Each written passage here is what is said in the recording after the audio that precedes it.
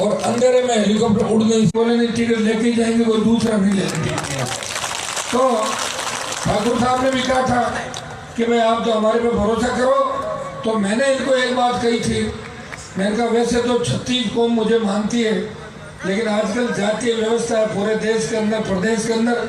तो मैंने कहा पटेल साहब, आपके पटेल समाज के मंत्री जी चुनाव लड़ रहे हैं बीजेपी से, कांग्रेस से भी जो चुनाव लड़ रहा है वो आपके बालोतरा के रहने वाले हैं।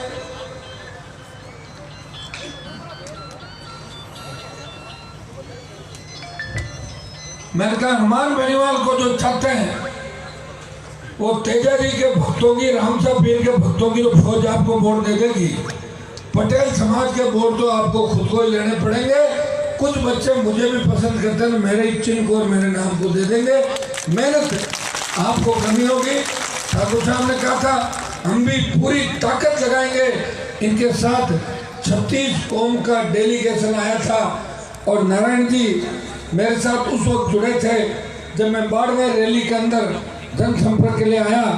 और ये अपनी पार्टी छोड़ के इन्होंने अपने घर पे मेरा स्वागत किया। मैंने उसी दिन सोच लिया था आदमी मजबूत है, हनुमान बेनीवाल का स्वागत वही कर सकता है जिसके अंदर दम हो। बिना दम बढ़ा तो मेरी गाड़ी को हाथ भी नहीं देता, मेरे से राम राम भी नहीं करता। तो इनको ही मैं टिकट दूंगा।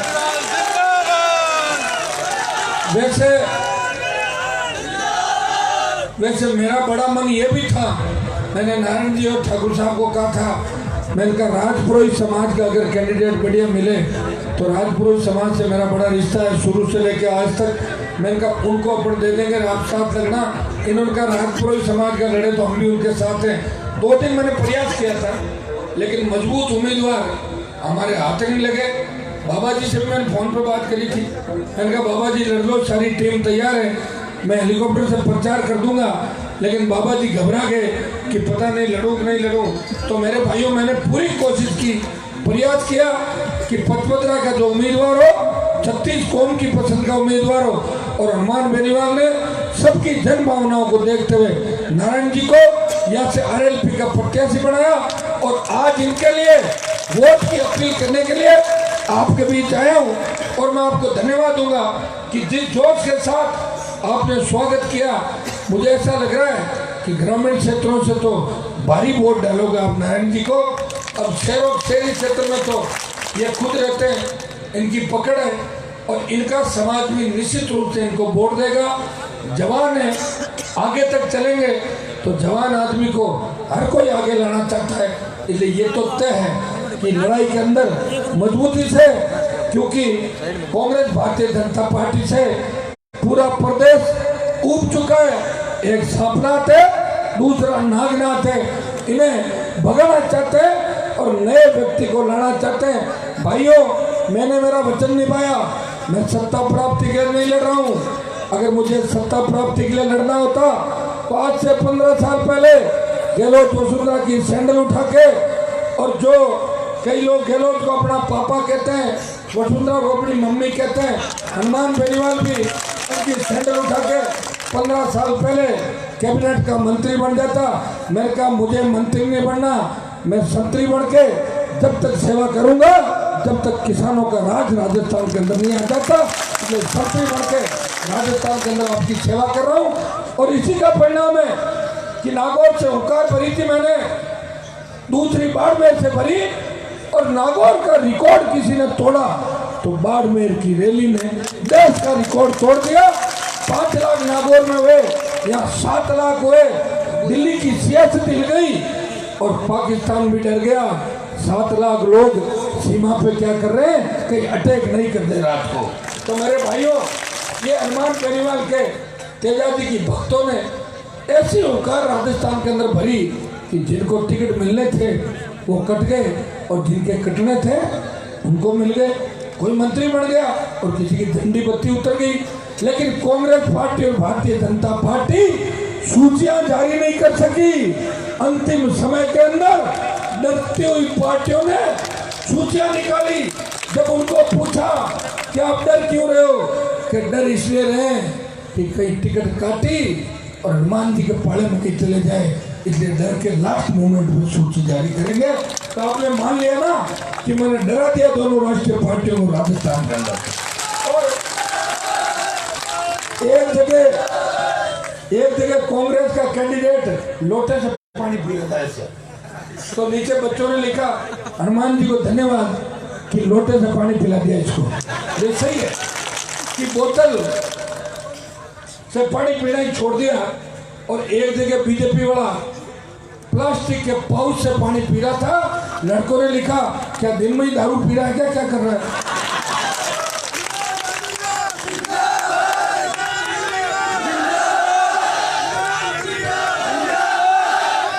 मेरे भाइयों, मैं चाहता हूं ये व्यवस्था परिवर्तन हो। घोषणा पत्र आपने देखे होंगे कांग्रेस बीजेपी के, देख लिए ना। कोई नई बात आई के सामने? एक चीज नहीं आई है। मैंने कहा था 10,000 बेरोजगारी भत्ता मिलना चाहिए। 70 साल में पहली बार कांग्रेस बीजेपी को भत्ता याद आया। एक ने कहा 3500 देंगे और दूसरे ने कहा 5,000 देंगे। हुआ नहीं हुआ? ये याद किसने दिलाया भत्ता? मैंने दिलाया। ये टोल माफ करने की बात याद किसने दिलाई? मैंने दिलाई। मुफ्त बिजली की बात कौन लाया? और कर्ज माफी कौन लाया राजस्थान के अंदर? और अब मैं कह रहा हूं कि खेत खेत सिंचाई का पानी लाऊंगा। आप देखना कि सारी पार्टी वही मुद्दे उठाती है जो मैं उठाता हूं। मैं आगे आगे चलता हूं और पीछे पीछे चलते हैं मेरे दोनों। ये तो थोड़ा सा समय नहीं मिला मेरे भाइयों। अगर 2-3 महीने का समय और मिल जाता तो 200 जगह आरएलपी मजबूती के साथ चुनाव लड़ती। 67 टिकट बांटे, बसपा से गठबंधन करने का प्रयास आखिरी दम तक किया, लेकिन उनकी पता नहीं क्या मजबूरी थी। आखिरी तक कहते रहे गठबंधन करेंगे। मैंने कहा आपके मन के अंदर अगर ये हो तो हमें सीट ज्यादा लेनी है तो 2-5 ज्यादा ले लो आप लोग। मैं तो 90-95 में मान जाऊंगा, लेकिन गठबंधन तो करो। फिर पता लगा कि गठबंधन नहीं करेंगे। कहीं न कहीं मजबूरी थी उनकी। अमित शाह और मोदी डरा रहे थे उनको राजस्थान के अंदर कि अगर हनुमान से गठबंधन किया तो कोई पुरानी फाइल जो डस्ट के अंदर थी निकाल के उसको तैयार कर सके। मुझे ऐसा ही लग रहा है। बाकी तो गठबंधन हो जाता, और गठबंधन हो जाता तो कांग्रेस बीजेपी अभी वोट मांगती नजर नहीं आती। दलित और किसान मुस्लिम मिलकर 150 सीट राजस्थान के अंदर जीतता है। जवान तैयार है। मैं कल मेवाड़ के अंदर था, कपासन जैसे इलाके के अंदर 4 घंटे तक 25,000 किसान के बेटे इंतजार कर रहे थे। वो कह रहे थे हनुमान को वोट देंगे, हमें मतलब नहीं कैंडिडेट कौन है, हमें तो बोतल का चिन्ह दिखाई दे रहा है। भाइयों, निमाड़ा के अंदर अंतिम छोर पे बैठा और डूंगरपुर बांसवाड़ा का आदिवासी का बेटा ये कह रहा है कि हनुमान बेनीवाल जैसा नेता होना चाहिए। आपने विश्वास तो मेरे ऊपर व्यक्त कर दिया, और ये वोट मैं भाग्यशाली हूँ कि मैंने पूरे राजस्थान के 36 कौम के लोगों का विश्वास जीत लिया। लोग मेरे पे जातिवाद का आरोप लगाते हैं। 3 टिकट राजपूत समाज को भी दी, और सबसे ज्यादा शेड्यूल कास्ट के मेरे भाइयों को टिकट दी, शेड्यूल ट्राइब के मेरे भाइयों को दी, ओबीसी के मेरे भाइयों को दी, और 7 टिकट मुसलमानों को दी, और 1 टिकट उम्र छोटी बता के एक बच्चा मेरे से ले गया था। उसने कहा था मैं 25 साल का हूँ। मैंने कहा लगता तो 20 साल के हो। उसने फार्म भर दिया और एसडीएम बोला साहब आपने किसको टिकट दे के भेज दिया, ये झगड़ा कर रहा है। मैंने कहा इससे बात कराओ क्या हुआ। मैंने कहा क्या हुआ भैया, किशनपुर से टिकट दी थी। बोले साहब मेरी 20 दिन उम्र कम है, एसडीओ 20 दिन नहीं चला सकता क्या, आप एसडीओ को कह दो। मैंने कहा ऐसे कैसे चलेगी कि आपकी पार्टी के नाम से इतनी भी नहीं चलती क्या राजस्थान के अंदर। बताओ कितना बड़ा विश्वास मेरे ऊपर बच्चे करके चल रहे। अरे भाइयों, कागजी कार्रवाई तो कागजी हिसाब से होती है, कानून के हिसाब से चलता है। अब आप मुझे उम्र नहीं बताओ और मेरे से टिकट ले जाओ, फिर फार्म खारिज हो जाए तो अखबार वाले क्या लिखेंगे, कि हनुमान जी ने देख के टिकट नहीं दी। अब मैं रात को 3 बजे डॉक्यूमेंट थोड़ी देखूंगा, टिकट दे देता है तो फार्म भरो फटाफट जाके जाओ।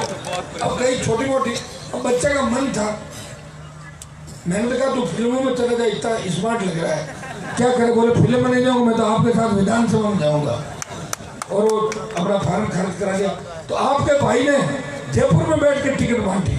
मुझे संतुष्टि इस बात की कि नारायण जी और सत्ताराम जी अगर कांग्रेस बीजेपी की टिकट मांगते तो वहाँ दिल्ली जयपुर के अंदर बड़े बड़े घराने जब वहाँ थैला लेके खड़े थे 1-1 किलोमीटर दूर, जिनका नंबर ही नहीं आता, कम से कम मेरे भाइयों को मैंने टिकट तो दे दी।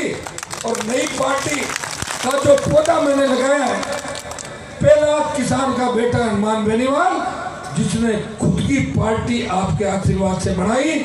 हमारे किसान नेताओं ने तो पार्टियां बनाई थी, कोई तो यूपी से उधार लाया, कोई हरियाणा से लाया और फिर झोली झंडे लेके यहाँ से वापिस भाग गए चुनाव के बाद। तो मैंने पौधा लगा दिया, आप इसके अंदर पानी देना, इसको सींचना, ये वट वृक्ष बनेगा और इन सब जवानों के ये पौधा काम आएगा। इतना विश्वास आपका भाई आपको दिया है। देखो हो सकता है, वैसे तो मुझे नजर आ रहा है कि राजस्थान के अंदर स्पष्ट सरकार किसी की नहीं बनेगी और 57 सीटों पर हम लड़ रहे हैं और 40 के लगभग टक्कर में है। उन 40 में पचमढ़ी की सीट भी टक्कर में मान रहा हूं पूरी। तो 40 सीट या 35 सीट आ जाए और खुदा न खास्ता ऐसी स्थिति बन जाए कि हमारे बिना सरकार नहीं बनेगी, तो भाइयों भूल जाना, फिर सरकार किसी की नहीं बनेगी, फिर वापिस चुनाव ही होगा राजस्थान के अंदर। इसके लिए तैयार हो जाना। फिर 150 सीट लाएंगे और पूर्ण बहुमत के साथ राजस्थान के अंदर वापस आएंगे। न हम कांग्रेस को समर्थन देंगे और न भारतीय जनता पार्टी को समर्थन देंगे। ये मेरी लड़ाई का ही परिणाम है कि 50,000 का कर्जा माफ हुआ, स्टेट हाईवे टोल मुक्त हुए, जाति जाति वसुंधरा ने मुफ्त बिजली की घोषणा की और 1 लाख नौकरियों की घोषणा भी करी और बेरोजगारी भत्ते की घोषणा भी आपके भाई ने करा दी। ये तो सेमीफाइनल है, फाइनल बाकी है लोकसभा का। अब की बार पूरी टिकट नहीं बांट पाया, लेकिन इस 6 महीने के अंदर आपका भाई फिर राजस्थान की सड़कों पे उन गांव ढाणियों के अंदर निकलेगा, दिल्ली की ओर कूच करेगा, एक बड़ी हुंकार भरेगा, किसान के खेतों के अंदर, प्रत्येक खेत के अंदर पानी आए, पूरा ऋण माफ हो और रोजगार की गारंटी हो और राजस्थान को विशेष राज्य का दर्जा मिले। इस बात को लेकर दिल्ली को घेरूंगा और 25 सीटों पर लोकसभा के चुनाव लड़ाऊंगा। मैं थकने वाला व्यक्ति नहीं हूं, आप हिम्मत रखना। अगर आप थके तो मैं थक जाऊंगा और आपने अगर हिम्मत रखी तो हनुमान बेनीवाल की हिम्मत के अंदर कोई कमी नहीं। और कोई बिना हिम्मत वाला भी मेरे साथ गाड़ी में बैठ जाए तो आधे घंटे के अंदर उसमें हिम्मत भर देता हूं। इतना काम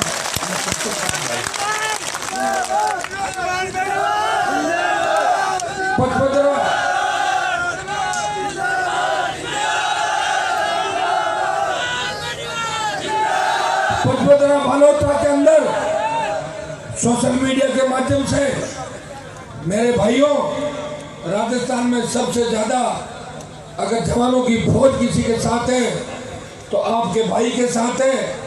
मीडिया वाले पूछते हैं कि आखिर युवा और किसान आपके साथ क्यों है इतना, तो मैं उनको कहता हूँ लोग दिमाग से राजनीति करते हैं, मैं दिल से राजनीति करता हूँ।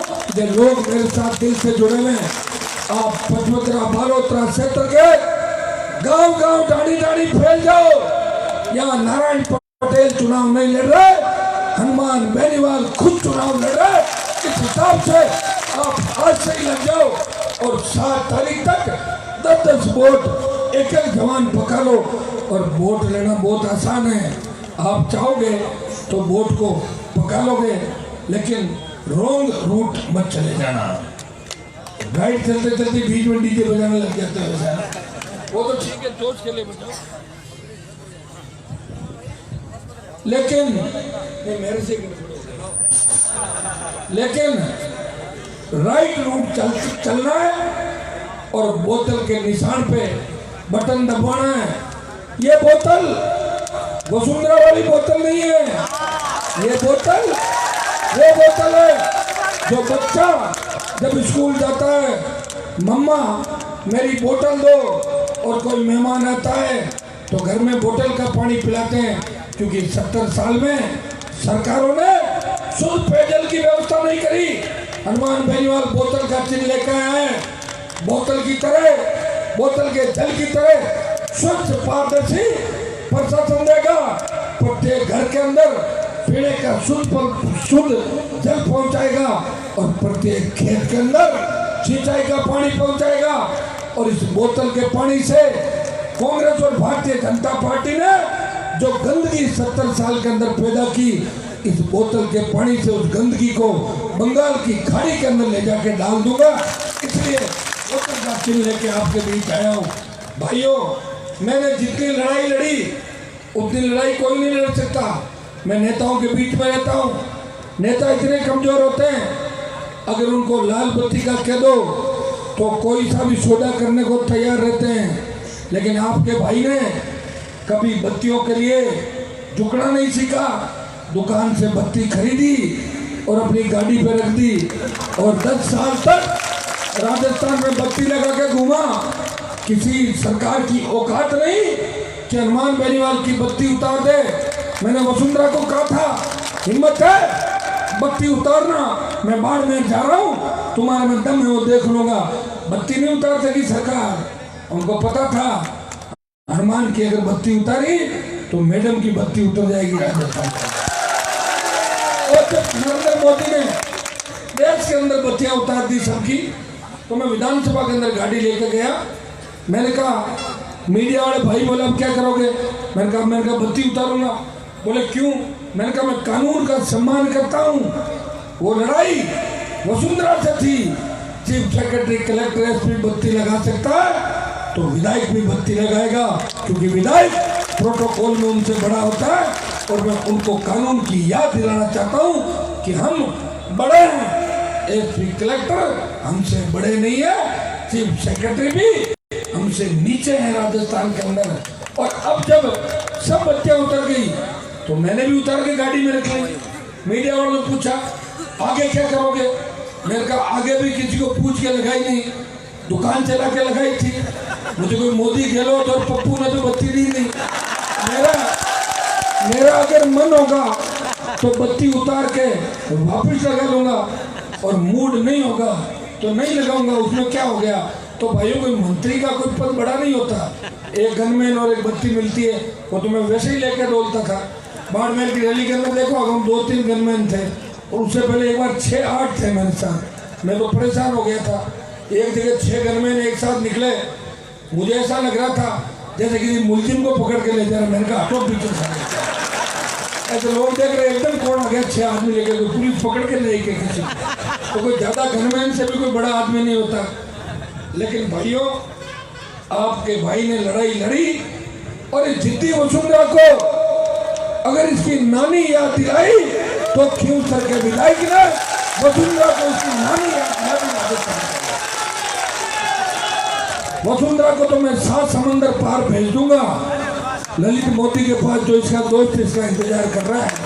लेकिन अशोक गहलोत को भी वेंटिलेटर पे भेज दूंगा, यह भरोसा मैं आपको दिलाता हूँ। आप नारायण जी पटेल को भारी मतों से यहाँ से जिता के भेजें। जवान जिधर चलता है उधर जमानत चलता है। आज से ये चुनाव उठ खड़ा हुआ। कल से गांव-गांव, ढाणी-ढाणी लग जाओ, एक-एक मतदाता को समझाओ। कांग्रेस और भारतीय जनता पार्टी ने देश का बंटाधार कर दिया। हमें दोनों को घर बिठाना है और रालोपा को राजस्थान की सरकार के अंदर लाना है। अब बताओ, लोग कह रहे हैं 57 सीट आई तो सरकार में कैसे आ जाओगे? मैंने कहा 57 में से 40 जीता के बता दो, हम बता देंगे कि सरकारें कैसे बनती।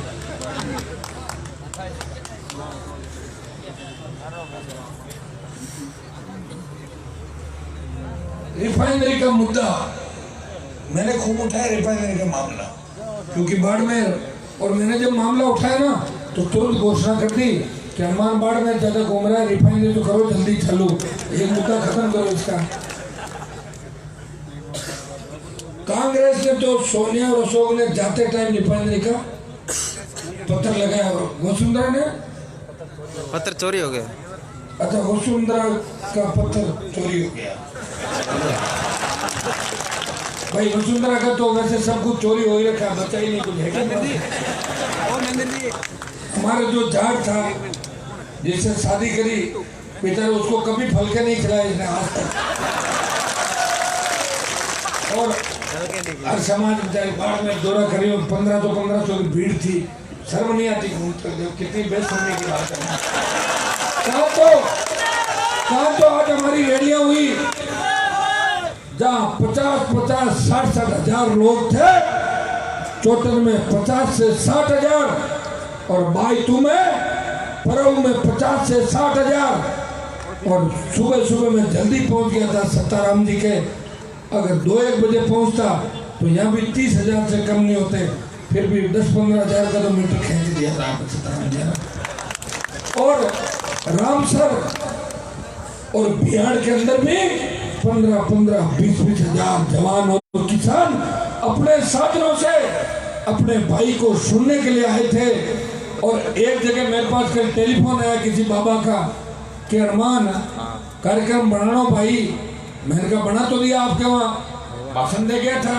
अरे बोलो वो तो बनाया बने हेलीकॉप्टर में पाँचों आना है, मैं हेलीकॉप्टर रोज छोड़ के आता हूँ। अभी तो 40 कौन थे, बोले आप देखा तो सही कोई हनुमान हेलीकॉप्टर में क्या बोला दिया। तो मैंने कहा आप तो छोड़ो, 7 तारीख बाद देख लेना।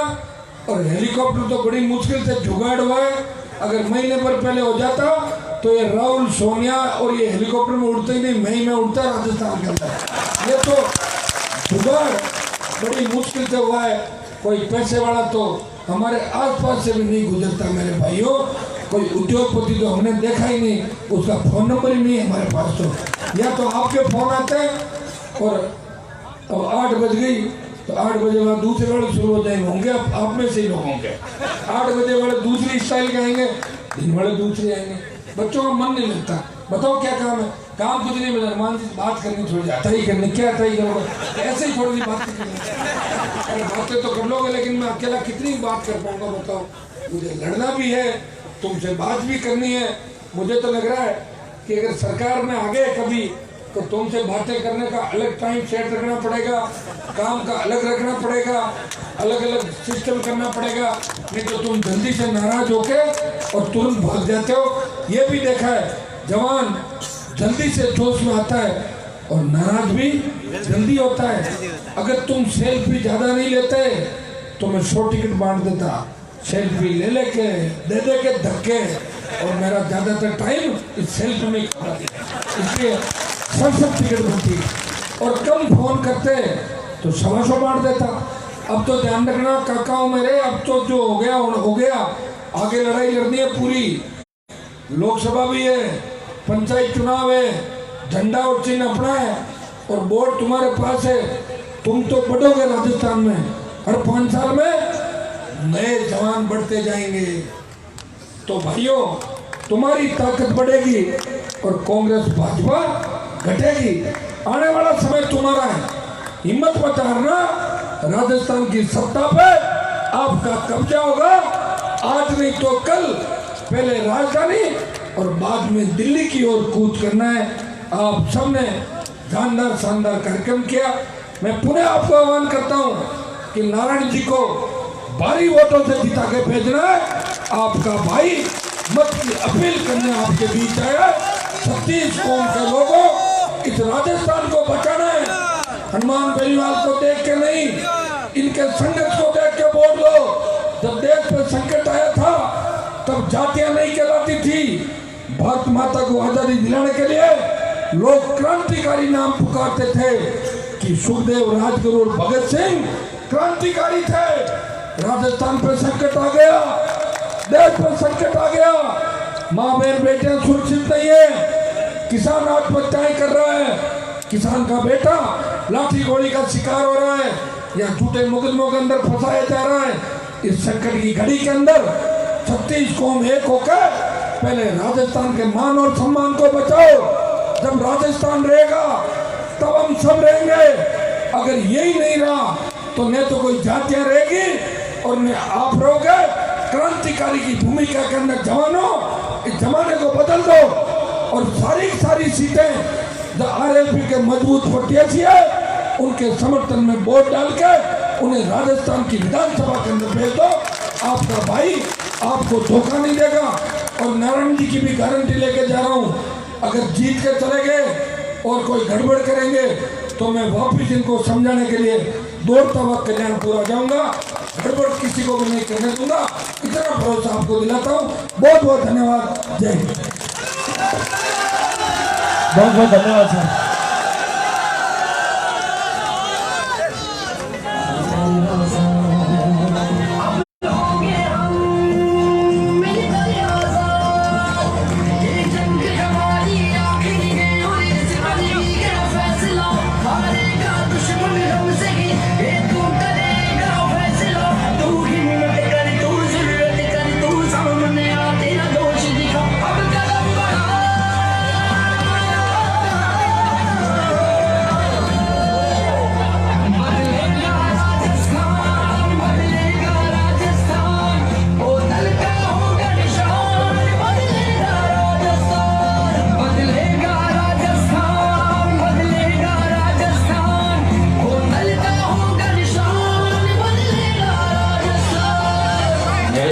मेरे जवानों, राजस्थान में चुनाव है, लेकिन इस बार हमने खुद को इन लालची बेईमान भ्रष्ट नेता के हवाले नहीं करना।